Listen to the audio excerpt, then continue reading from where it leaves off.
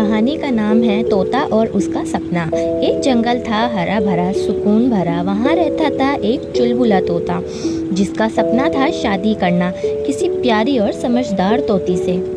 मगर तोते का नेचर हंसी मजाक कभी भी सीरियस नहीं था, इसलिए सब ये सोचते थे कि ये शादी कैसे करेगा।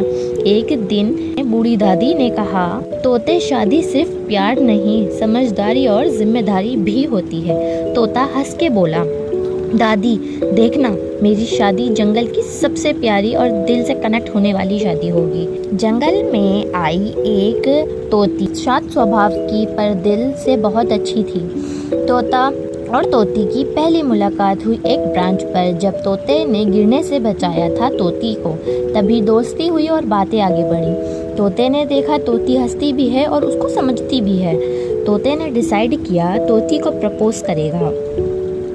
एक सुंदर सुबह का वक्त, सनराइज के सामने फूलों की माला बनाई गई। मगर जैसे ही प्रपोज किया, तोती ने मुस्कुरा के कहा, मैं सिर्फ और सिर्फ हंसी मजाक में ही नहीं, एक ऐसा साथी चाहती हूँ जो मुझे संभाले और मुझे समझे भी।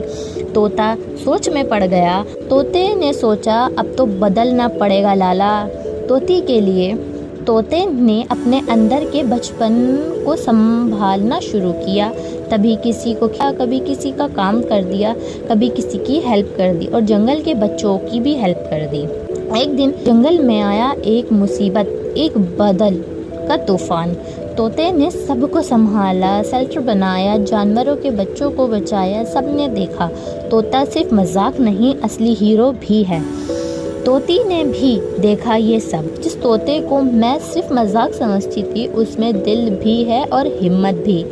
और फिर एक सुबह तोती ने खुद तोते को बोला, मैं रेडी हूँ तुमसे शादी करने के लिए और तुम्हारी साथी बनने के लिए। जंगल में शुरू हुई शादी की तैयारियाँ।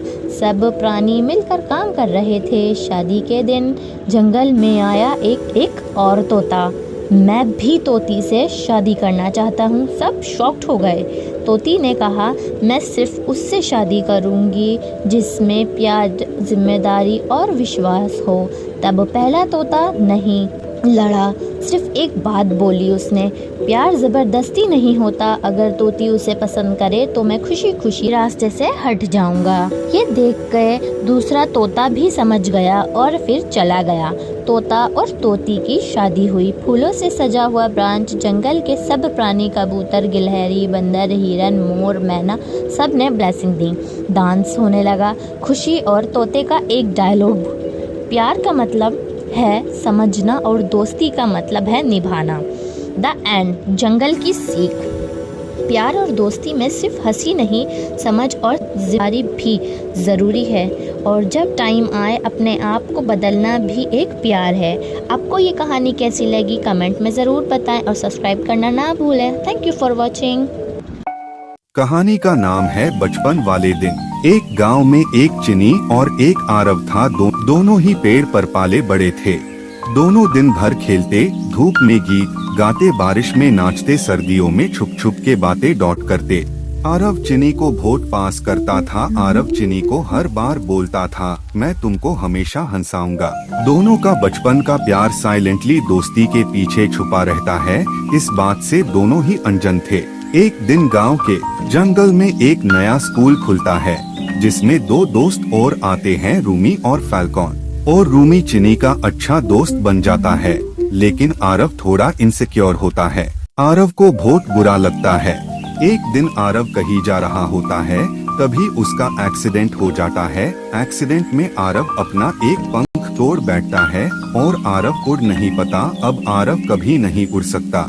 लेकिन चिनी रूमी के साथ रहती है, उसकी हेल्प करती है और आरव दूर होता जाता है चिनी से। रूमी चिनी को पसंद करता है पर कभी बताता नहीं।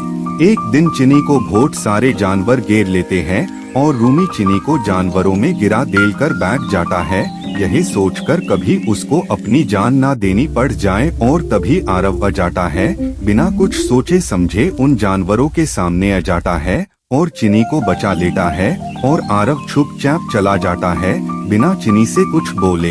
तब चिनी को एहसास होता है कि उसका दिल हमेशा आरव के लिए था। उसने आरव के साथ बहुत बुरा किया है। तभी चिनी आरव को ढूंढते हुए आती है, इधर उधर देखती है और आरव नहीं मिलता। तभी शहजादा फाल्कॉन चिनी को प्रपोज करता है और कहता है, तुम्हारे साथ पूरा आसमां जीत सकता हूँ। यह सब आरव देख लेता है और यह सोच कर के वो कभी उड़ा नहीं सकता, जंगल छोड़ के चला जाता है। तभी यह सब कुछ होते हुए एक उल्लू बना देख लेते हैं। उल्लू बाबा एक लाइन बोलते हैं, प्यार में आसम की उड़ान नहीं, जमीन पर उतरना भी होता है। जहाँ दिल रुक जाए वही घर होता है। यह सब चिनी सुननी है और चिनी कंफ्यूज्ड, लेकिन यह बात रूमी समझता है और खुद पीछे हट जाता है। चिनी जंगल छोड़ आरव को ढूंढने निकलती है, लेकिन आरव नहीं मिलता। 5 साल बीत जाते हैं। फिर काफी सालों बाद पता चलता है आरव एक नदी के पास छोटी सी बर्ड स्कूल चला रहा है। खुश है, उड़ नहीं सकता पर सपने बुरे कर रहा है। चिनी वहाँ जाती है और देखती है आरव को। दोनों मिलते हैं। फिर आरव कहते हैं, मैं तेरे साथ कभी नहीं उड़ सकता। मेरे पास बस एक छोटा सा आसमां है जहाँ तू अपने पंख खोल के गुनगुना सके। चिनी आंसुओं के साथ कहती है, मुझे उड़ना नहीं, रुकना है तेरे पास। एंड में दोनों एक छोटी सी ब्रांच पे बैठते हैं, आसमान की तरफ देखते हैं। दोनों फिर से मिल जाते हैं। दोस्ती से बना था प्यार और प्यार में मिली सुकून वाली दोस्ती। बस इतना सा आसमां चाहिए था इस दोस्ती को। आपको यह कहानी कैसी लगी?